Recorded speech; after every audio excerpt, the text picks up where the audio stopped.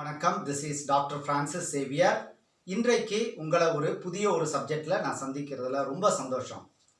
நம்ம Indian polity பார்த்துட்ருக்கோம். Already கிட்டத்தட்ட 11 வகுப்புகள் முடிஞ்சிருச்சு.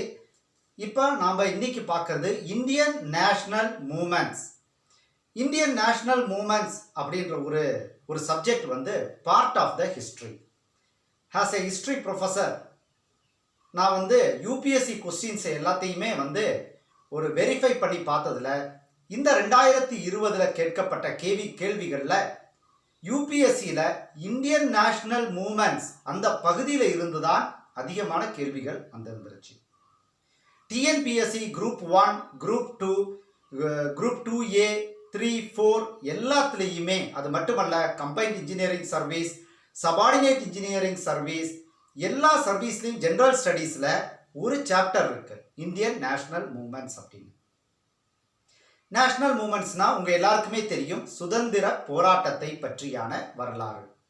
அப்போ இந்த அளவுக்கு ஏன் முக்கியத்துவம் தராங்கன்னா, ஒவ்வொரு குடிமகனும், ஒரு அரசு அதிகாரி மட்டுமல்ல, ஒவ்வொரு குடிமகனும் இந்திய போராட்டத்தை பற்றி, அந்த தலைவர்களின் தியாகத்தை பற்றி தெரிந்திருக்க வேண்டும் என்பது கட்டாயம். சரிங்களா? இப்போ இதை எப்படி வரையறுக்கிறது அப்படின்றத நம்ம பார்க்க போறோம். இந்த பேப்பருடைய பேர் தமிழில் இங்கிலீஷில் இந்தியன் நேஷ்னல் மூமெண்ட்ஸ்னு சொல்லுவோம், தமிழில் இந்திய தேசிய இயக்கம் அப்படின்னு சொல்லுவாங்க. அப்போ மூமெண்ட்ஸ்னா என்ன, இந்த சப்ஜெக்டை எங்கிருந்து எது வரைக்கும் தொடங்கலாம் அப்படின்றத என்னுடைய கேள்வி. மூமெண்ட்ஸ்னா என்ன? மூமெண்ட்ஸ் என்றால் என்ன? ஒரு இயக்கம். இயக்கம் என்றால் அதற்கு ஒரு கொள்கை வேண்டும். ஒரு இயக்கம் என்றால் அதற்கு கொள்கை வேண்டும், தலைமை வேண்டும், தொண்டர்கள் வேண்டும், போராட்டங்கள் நிறைந்ததாக இருக்க வேண்டும். இதெல்லாம் தான் சில ஒரு கேரக்டரிஸ்டிக்ஸ். சரிங்களா? சரி, அப்போ இந்தியன் நேஷனல் மூமெண்ட்ஸை எல்லாரும் எதிலிருந்து தொடங்கி படிக்கிறாங்கன்னா 1885 இருந்து 1947. நானும் 1885 தான் எழுதியிருக்கேன். அதுல இருந்து 1947 வரைக்கும். அப்போ இந்திய தேசிய இயக்கம், இந்தியன் நேஷனல் மூமெண்ட் எங்க தொடங்குதுன்னா, இந்தியன் நேஷனல் காங்கிரஸ் தொடங்கின அந்த 1885 இருந்து தொடங்கி 1947 வரைக்கும். அப்போ இந்தியன் நேஷனல் காங்கிரஸ் என்பது ஒரு இயக்கம். காங்கிரஸ் என்றால் பெருந்திரளான கூட்டம் என்று பொருள். அப்போ இந்தியன் நேஷனல் காங்கிரஸ் தொடங்கிய அது முதல் இந்திய போராட்டத்தில், இந்திய சுதந்திர போராட்டத்தில் சில மாறுதல்கள் ஏற்பட்டது. அந்த மாறுதல்கள் என்ன? இந்திய நேஷனல் காங்கிரஸோடு தொடர்புடைய சில போராட்டங்கள், இயக்கங்கள், இந்தியன் நேஷனல் காங்கிரஸோடு தொன்று தொட்டுதான் இந்திய வரலாறு, சுதந்திர போராட்ட வரலாறானது பின்னி பிணைந்துள்ளது. It is intertwine. So intertwine, அதை நம்ம பிரித்து பார்க்க முடியாது, இந்தியன் நேஷனல் காங்கிரஸையும் சுதந்திர போராட்டத்தையும். அப்போ அதில் இருந்துதான் அந்த போராட்டங்கள் ஒரு எழுச்சி பெற்றது. 1885 இருந்து இந்தியன் நேஷனல் காங்கிரஸுடைய தோற்றத்தில் இருந்து. அப்போ நாம் இதையெல்லாம் விரிவாக இந்த வகுப்பிலே பார்ப்போம். மிக முக்கியமான ஒரு சாப்டர் தான் இந்தியன் நேஷனல் மூமெண்ட்ஸ் என்பது. முடிகிற அளவுக்கு யூபிஎஸ்சிக்கும் என்னுடைய இந்த வகுப்பே போதுமானது. அதற்கு கீழே மிச்சம் இருக்கிற எந்த தேர்வாக இருந்தாலும் சரி, நேஷனல் மூமெண்ட்ஸை பற்றி 100க்கு 100 as a professor or as a doctorate in history I can give you reliable informations. சரிங்களா? சரி, இப்போ நீங்க என்ன கேட்கலாம், 1885க்கு அப்புறம் தான் இந்தியன் நேஷனல் காங்கிரஸ் தொடங்கி இருக்கு, அது மட்டும்தான் இயக்கமா? அதுக்கு முன்னாடி இந்தியாவில் எத்தனையோ இயக்கங்கள் தொடங்கி இருக்கு, அப்போ அதெல்லாம் இயக்கம் கிடையாதா அப்படின்னு நீங்க கேட்டீங்கன்னா, அந்த கேள்விக்கான பதில் தான் இந்தியன் நேஷனல் காங்கிரஸ் என்பது மற்ற முன் தோன்றிய இயக்கங்களோடு தொடர்பு படுத்தி பார்க்கும் பொழுது இது ஒரு மிகப்பெரிய இயக்கம். சுதந்திர போராட்டத்திற்காக போராடியவர்கள் 95% அனைவரும் இந்த இயக்கத்தில் பங்கு பெற்றவர்கள், தொடர்புடையவர்கள். எனவே அதை தான் சொன்னேன், நான் இந்திய வரலாற்றை, இந்திய சுதந்திர போராட்ட வரலாற்றை இந்தியன் நேஷனல் காங்கிரஸ்ல இருந்து பிரித்து பார்க்க இயலாது.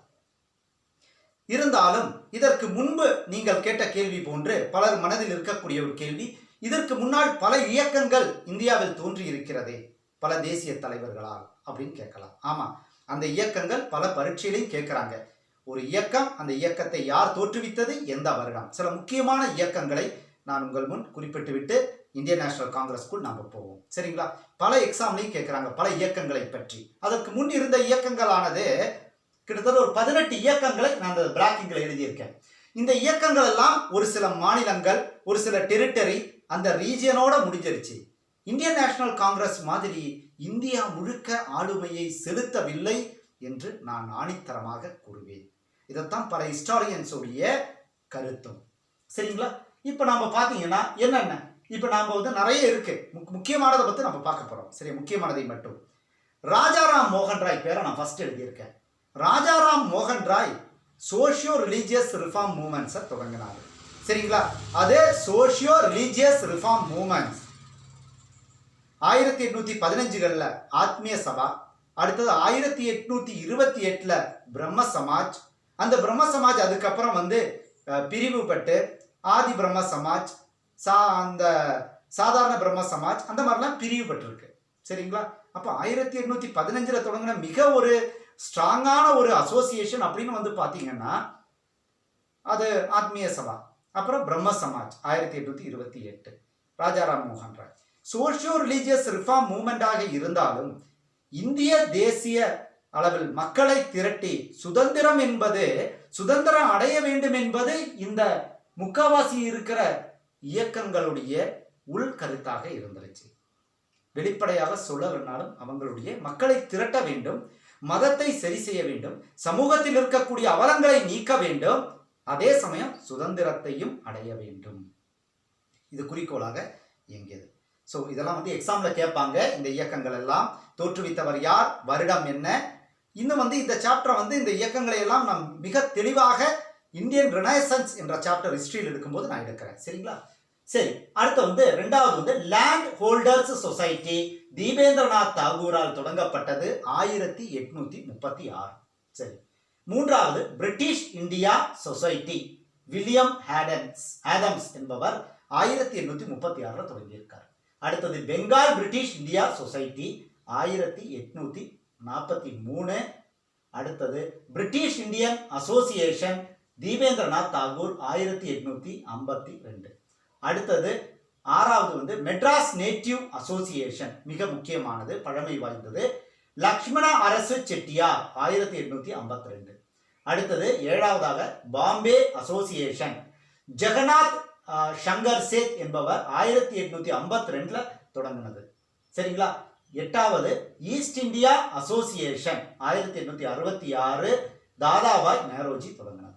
ஒன்பதாவது பூனா சர்வஜனிக் சபா 1870 எம்ஜி ரன்னடேவால் தொடங்கப்பட்டது. எம்ஜி ரன்னடேவும் ஜிவி ஜோஷி அவங்க 2 பேர் சேர்ந்து தொடங்கியது. அடுத்து 10வது Indian reform association 1870 Keshab Chandrasen தொடங்கினார். 11வது இந்தியன் சொசைட்டி 1872 அனந்த மோகன் போஸால் தொடங்கப்பட்டது. 12வது சத்திய சொடாக் சமாஜ் 1873 ஜோதிமா பியூரால் தொடங்கப்பட்டது மகாராஷ்டிராவில். 13வது ஆரிய சமாஜ் நம்ம தயானந்த சரஸ்வதி தொடங்கியது 1875. Theosophical society 14 madam Blavatsky H C Olcott 1876. 15வது இந்தியன் அசோசியேஷன் 1876 சுரேந்திரநாத் பானர்ஜி ஆனந்த மோகன் போஸ்னால் தொடங்கப்பட்டது. 16 பாத்தீங்கன்னா சாதாரண்ய பிரம்ம சமாஜ் 1878 சிவநாத சாஸ்திரி ஆனந்த மோகன் போஸ்னால் தொடங்கப்பட்டது. 17வது ராஜ முந்திரி சோசியல் ரிஃபார்ம் அசோசியேஷன் 1878 வீராசலிங்கம் பந்தலு என்பவரால் ஆந்திர பிரதேசில் தொடங்கப்பட்டது. அடுத்து 18வது மெட்ராஸ் மகாஜன சபா 1884 வீரராகவாச்சாரியார் சுப்பிரமணிய ஐயர் அனந்தச்சாரலு என்பவர்களால் தொடங்கப்பட்டது. சரிங்களா? இப்போ இதெல்லாம் மேட்ச் த ஃபாலோயிங்ல கேட்பாங்க. யார் தோற்றுவித்தது, இந்த ஆர்கனைசேஷன் என்ன, இந்த ஆர்கனைசேஷனோட எய்ம்லாம் நான் முன்னாடி சொல்லிட்டேன் என்னன்னு. சோசியல் ஈவல்ஸ் அகற்றுவது, சமூகத்தில் இருக்க அவலங்களை மூடநம்பிக்கைகளை அகற்றுவது, பெண்ணுரிமை பெற்று தருவது, ரிலீஜியனை ரிஃபார்ம் பண்ணிக்கிறது. சரிங்களா? அடுத்தது இதுக்கு எல்லாத்துக்கும் உள்கருத்தாக பல ஆர்கனைசேஷனுக்கும் சுதந்திரம் அடைவது என்பதை ஒரு குறிக்கோளாக செயல்பட்டார்கள். இப்போ நான் கரெக்டாக 84 வரைக்கும் வந்துட்டேன். அப்போ ரெட்ல எழுதியிருக்கேன் பாருங்க. இப்போ நம்ம விஷயத்துக்கு வருவோம்.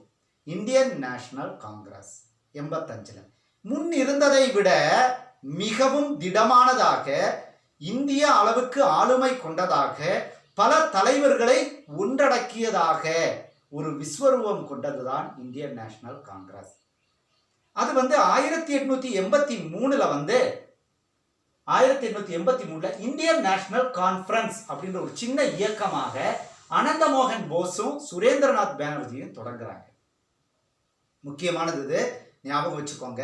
அவங்க தொடங்கினத 2 வருஷம் கழிச்சு 1885ல் தூசி தட்டி இந்தியன் நேஷனல் காங்கிரஸ், இந்த கான்ஃபரன்ஸ் என்றதை காங்கிரஸா மாற்றி ஒரு மிகப்பெரிய ஆர்கனைசேஷனாக, மிகப்பெரிய ஒரு இயக்கமாக உருவெடுத்து இன்னைக்கு இந்தியாவின் வரலாற்றையே மாற்றி அமைத்தது, இந்திய வரலாற்றில் மிக முக்கிய பங்கு வகித்ததாக மாறியதை தோற்றுவிக்க அதை காங்கிரஸா மாற்றி அதற்கு ஒரு விதையிட்டவர் யாருன்னு பார்த்தீங்கன்னா 83ல் அனந்தமோகன் போஸாக இருந்தாலும் சுரேந்திரநாத் பானர்ஜியாக இருந்தாலும் டிசம்பர் மாதம் 1885ஆம் ஆண்டு A O Hume, Allan Octavian Hume என்பவர் தான் இதை தொடங்கினார். சரிங்களா? இவர் யார் அப்படின்னு பார்த்தீங்கன்னா ஒரு சிவில் சர்வெண்ட், பிரிட்டிஷ் எம்பையர்ல இருக்கிற ஒரு சிவில் சர்வெண்ட். இப்போ இது தொடங்கினதுக்கு அப்புறமும் கடந்த பல வருடங்களாக ஹிஸ்டாரியன்ஸ் மத்தியில ஒரு கேள்வி எழுந்தது. நேஷனலிஸ்ட் மத்தியிலையும் ஹிஸ்டாரியன்ஸ் மத்தியிலையும் 2 வகையான கருத்துக்கள். யூபிஎஸ்சியிலாம் டிஎன்பிசியிலாம் இந்த கருத்துக்கள் நீங்க முழுமையாக தெரிந்திருந்தால்தான் டிஸ்கிரிப்டிவ் ஆன்சர் எழுத முடியும். இது என்ன கருத்து? ஒரு ஆங்கிலேயர் ஏன் இதற்கு அடிக்கல் நாட்டி இதை தொடங்க வேண்டும்? இது அவர்களுடைய சுயநலத்திற்காக தொடங்கப்பட்ட ஒரு இயக்கம் ஒரு பக்கம். மற்றொரு பக்கம் என்ன சொல்றாங்க? இல்லை, எதுவாக இருந்தாலும் இந்தியாவிற்கு சுதந்திரத்திற்காக போராடிய பலரை இந்த கொடையின் கீழ் ஒன்று திரட்டி போராட வைத்த ஒரு ஸ்தாபனம் இது கிடையாது அப்படின்னு சொல்றாங்க. இப்போ நான் முன்பு சொன்ன கருத்துக்கு ஆதாரமாக சில சம்பவங்கள் சந்தேகப்படக்கூடிய வகையில் சில சம்பவங்கள் நடைபெற்றது. அந்த முக்கியத்துவம் வாய்ந்த அந்த சம்பவங்களை எடுத்துரைக்கிறேன். யாரெல்லாம் என்ன சந்தேகங்களை எல்லாம் முன்வைத்தார்கள் என்பதை பார்ப்போம். டிஸ்கிரிப்டிவ் எழுதுறதுக்கு மிக முக்கியமானது யூபிஎஸ்சிக்கு, டிஎன்பிஎஸ்சிக்கு பாருங்க. இப்போ பாத்தீங்கன்னா இதுல ஏஓ ஹியூம் டிசம்பர் 28ஆம் தேதி 1885ல் வெளிப்படையாக ஒரு விஷயத்தை சொல்றாரு. அப்ப நமக்கு வைஸ்ராயாக இருந்தவர் Lord டஃபரின். I have started this organization under official direction, guidance and advice of Lord Dufferin. Lord டஃபரினுடைய கைடன்ஸும் டைரக்ஷனும் அட்வைஸும். அப்போ லார்ட் டஃபரின் இதற்கு ஒப்புதல் கொடுக்கிறதுக்கு காரணம் யாரு? பிரிட்டிஷ் அரசாங்கம், இங்கிலாந்து. சரிங்களா? சரி, ஒரு இயக்கத்தை தொடங்க எந்த அரசாவது பச்சை கொடி காட்டுவாங்களா? இதுதான் ஒரு சந்தேகப்படக்கூடிய ஒரு விஷயம் இது. சரிங்களா? அப்போ அது அந்த இயக்கமானது முழுக்க நம்மளுடைய கண்ட்ரோல்லே இருக்கும், நாம சொல்றபடிதான் அது கேட்கும் அப்படின்ற பட்சத்துல தான் அவங்க அதற்கு தலையசைத்திருப்பார்கள். இதனாலதான் இதை அனைத்து ஹிஸ்டாரியன்ஸும் ஒரு வார்த்தை சொல்றாங்க. Indian national Congress is a safety valve theory. Safety valve அப்படின்றாங்க. இதை சேஃப்டி வால்வ் தியரின்னு சொல்லுவாங்க பிரபலமாக. இது எக்ஸாம்ல அடிக்கடி கேட்கக்கூடிய ஒரு கேள்வி. யூபிஎஸ்சியில எல்லாம் சேஃப்டி வால்வ் தியரி பற்றியான டிஸ்கிரிப்டிவ் ஆன்சர்ஸ் எழுத வேண்டியது வரும். ஞாபகம் வச்சுக்கோங்க. சேஃப்டி வால்வ் தியரி அப்படின்னு சொல்லுவாங்க. இதை 1916ல் லாலா லஜபத் ராய் இவர் தான் அதிகமா இதை பற்றி பேசியிருக்கிறார். சேஃப்டி வால்வ் தியரி பற்றி தன்னுடைய பத்திரிகையான யங் இந்தியாவில் 1916ல் அவர் எழுதிய அந்த ஆர்டிக்கல்ஸ் மிகவும் சர்ச்சையை ஏற்படுத்தியது. மறக்காதீங்க. அடுத்தது அவர் என்ன சொல்றாருன்னா, அடுத்தது இன்னொருத்தர் இந்தியா டுடே என்ற ஒரு பிரபலமான புஸ்தகம். அது யார் எழுதியது?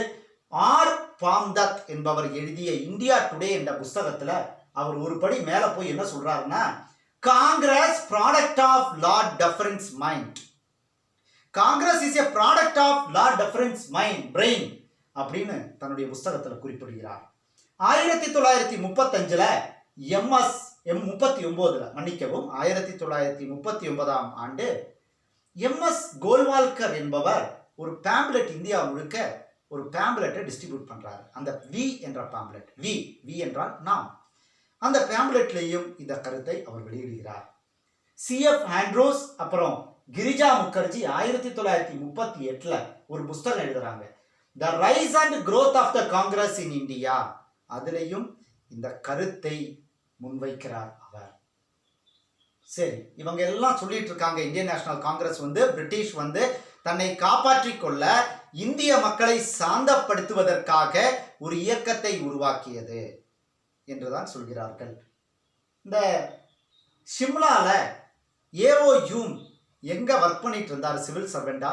சிம்லால 1878 7 வால்யூம் கொண்ட ஒரு சீக்ரெட்டான ஒரு டாக்குமெண்ட்டை அவர் அங்கே வாசிக்கிறார், அந்த அசம்பிளியில் வாசிக்கிறாரு. அப்போ இந்த விஷயங்களை எல்லாம் அவர் குறிப்பிடுகிறார். எந்த விஷயத்தை குறிப்பிடுகிறார்? அவர் பப்ளிக்காக வாசித்த ஒரு 7 வால்யூம் கொண்ட இந்த டாக்குமெண்ட் அவர் வாசிக்கிறாரு. அந்த டாக்குமெண்ட்ல அவர் என்ன குறிப்பிடுகிறார் என்றால், சிம்லால வாசிக்கிறாரு, 1878 அவர் வாசிக்கிறாரு. இது சிவில் சிஐடி ரிப்போர்ட், இன்டெலிஜென்ஸ் பியூரோவுடைய ரிப்போர்ட். அது டெல்லியில இருக்கக்கூடியது. டெல்லியில இருக்கக்கூடிய ரிப்போர்ட் எப்படி ஹேவோ யூமுக்கு கிடைத்தது, அது எப்படி சிம்லா போச்சு, இதெல்லாம் இன்னைக்கும் ஹிஸ்டாரியன்ஸ் கேட்டுட்டு இருக்கிற ஒரு சில கேள்விகள். அதை அவர் வாசிக்கிறார். அதுல குறிப்பிடுகிறார், இந்திய மக்களை சாந்தப்படுத்துவதற்கு ஒரு ஆர்கனைசேஷன் தேவை என்று அவர் பேசுகிறார்.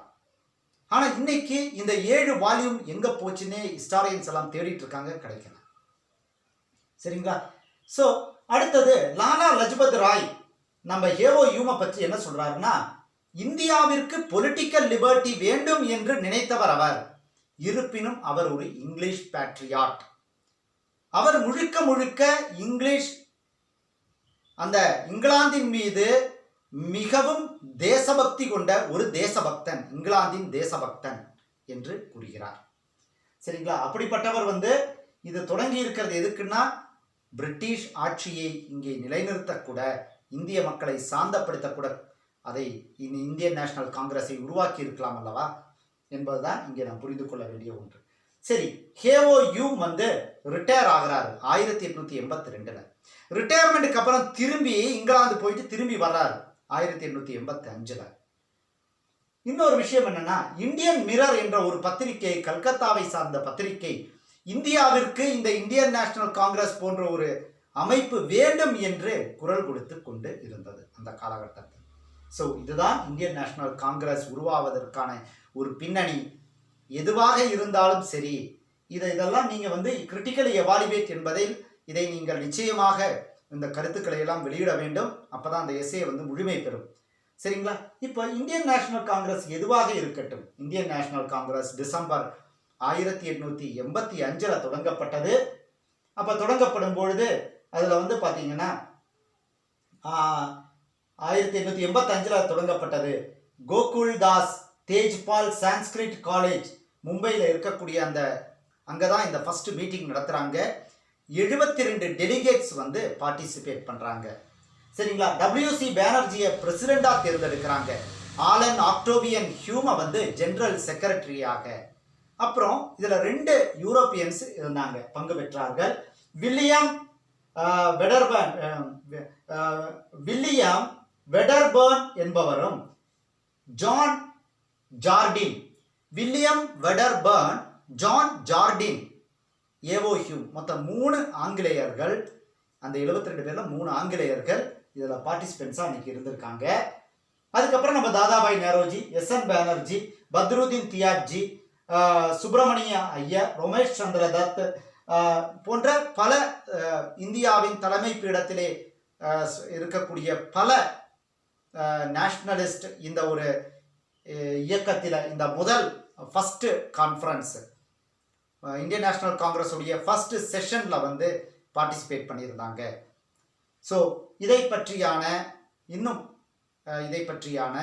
இன்னும் விரிவான சில தகவல்கள், இந்த இந்தியன் நேஷனல் காங்கிரஸ் உடைய பணிகள், இது எதற்காக தோற்றுவிக்கப்பட்டதாக இருந்தாலும் முழுக்க முழுக்க இந்தியன் நேஷனல் காங்கிரஸ் என்பது இந்தியாவில் இருக்கக்கூடிய அனைவருக்கும் ஒரு அவேர்னஸ். இந்தியா என்பது ஒரு நாடு, இந்தியர்கள் அனைவரும் ஒன்று, ஒரு இனத்தவர்கள். இவர்களிடமிருந்து நாம் இந்த கொலோனியல் ஆட்சியிலிருந்து நாம் விடுபட வேண்டும் போன்ற ஒரு உணர்வுகளை மக்களுக்கு விதைத்தது. அது பின்பு முழுக்க முழுக்க இன்னைக்கு இந்தியா சுதந்திரம் அடைய இந்தியன் நேஷனல் காங்கிரஸ் என்பது காரணமாக அமைந்தது. இதில் இன்னொரு விஷயம் நான் சொல்ல மறந்துட்டேன். அதாவது இந்த இந்தியன் நேஷனல் காங்கிரஸ்ல பிளவு ஏற்பட்ட பொழுது, அந்த எக்ஸ்ட்ரீமிஸ்ட் மாடரேட்ஸ் என்று 2 பிரிவாக பிரிந்த போது, அந்த எக்ஸ்ட்ரீமிஸ்ட் பாலகங்காதர் திலக் தலைமையில ஒரு குரூப் இந்த வாதங்களை எல்லாம் முன்வைத்தது. நீங்க பிரிட்டிஷ்காக சாதகமானவர்கள், அதற்காக தொடங்கப்பட்டது தானே அப்படின்று. எதற்காக தொடங்கப்பட்டாலும் இந்தியாவிற்கு மிகவும் பயனளிக்கக்கூடிய இந்திய தேசிய இயக்கம் என்று இன்றைக்கு நம்ம பேசக்கூடிய அளவிற்கு இந்த இந்தியன் நேஷனல் காங்கிரஸ் தொடக்க காலத்தில் அப்படி இருந்தாலும் அதன் சாயல்களும் குணங்களும் நிறங்களும் கொஞ்சம் கொஞ்சமாக மாறி சுதந்திரத்தை பெற்றுத் தருவதற்கு ஒரு காரணியாக அமைந்தது இந்த இந்தியன் நேஷனல் காங்கிரஸ் என்று கூறி இன்றைக்கு இந்த வகுப்பை இங்கே முடித்துக் கொள்கிறேன். நன்றி, வணக்கம்.